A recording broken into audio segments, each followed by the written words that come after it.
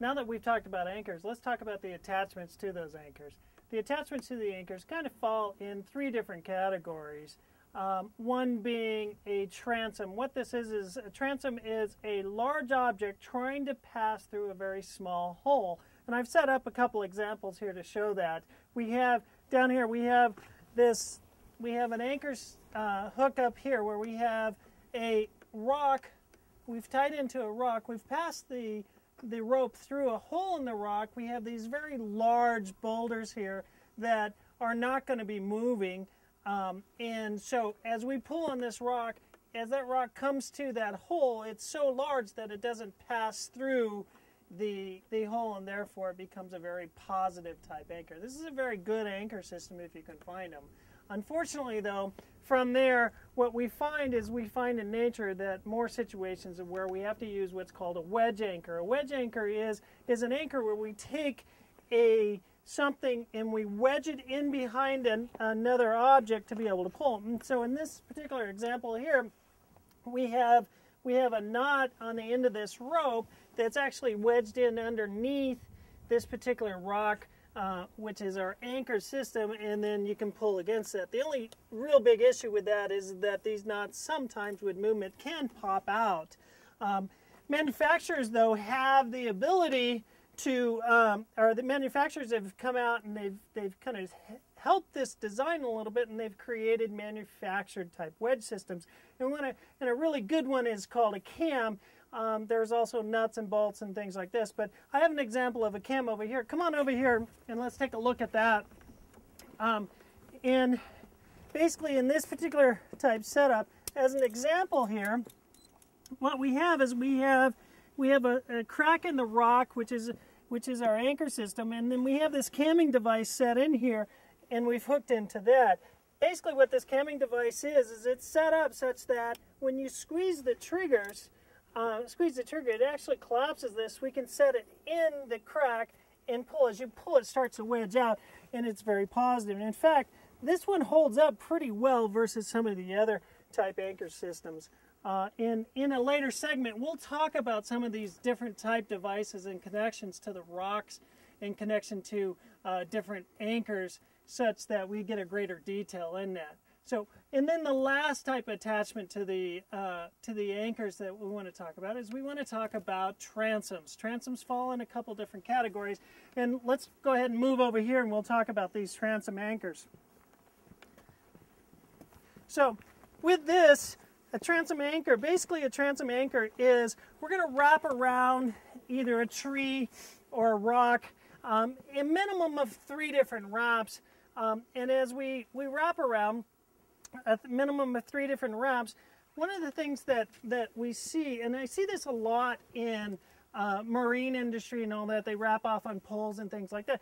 But one of the biggest and most safest components of this that I don't see in the industry a lot, and I just feel that if you can add to something to make it better, why not, is this brake line. This is the load line, and in a normal wrap system, as you pull on this, it kind of cinches up. But what we do is we take this load line and we cross it over. Generally, we cross it over opposite of that load line or that system. And then as your load line pulls tight, it pulls against the wrap so that they're definitely not going to slip.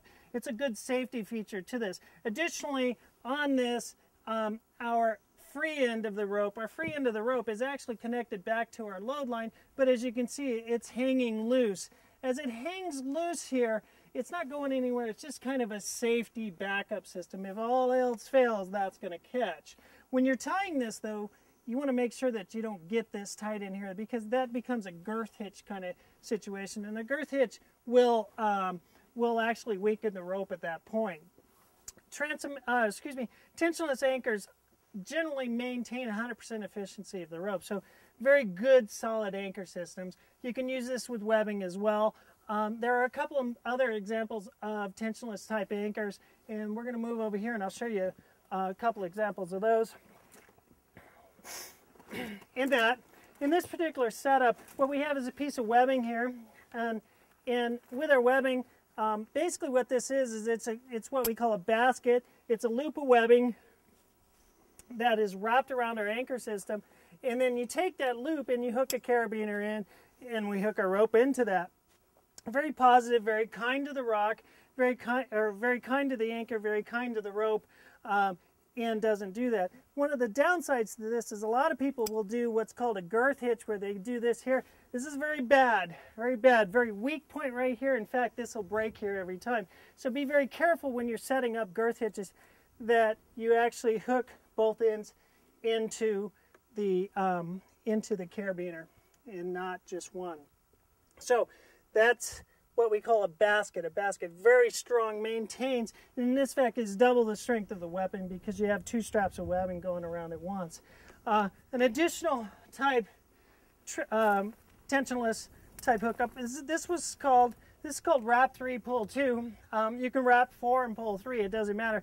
Basically, you got 3 wraps around the rock with webbing, and then what I've done is I've pulled 2 of them and hooked into those 2. Now the beauty about this is that this particular anchor system has a tendency it won't slip along the rock or a tree or a structural component as you do. So again, wrap this. Now one of the things we want to keep in mind as we hook into the tensionless type anchors, and particularly with webbing and or rope, is that we want to pull on our wraps around things. We want to pull opposite of the knot. That's the weakest part of this, so we want to pull opposite of that. So with that being said, come on with me, Don, follow me up. So just in real quick review of all this, we have our real quick review of this. We have our transom anchor, we have a wedge anchor over here, and then we have our tensionless anchors. And out of all 3 of these, I like the tensionless the best because they do maintain 100% efficiency of our rope and webbing, and they tend to be very positive. So in a later segment, we'll talk a little bit more about what if you have an anchor system that just doesn't fall or doesn't meet those qualifications of what we call a bomb-proof anchor or a BFT, a BFR, or a structural type anchor. So in a later segment, we'll talk more about that and what that looks like and what happens to get automatically adjustable type anchors connection points.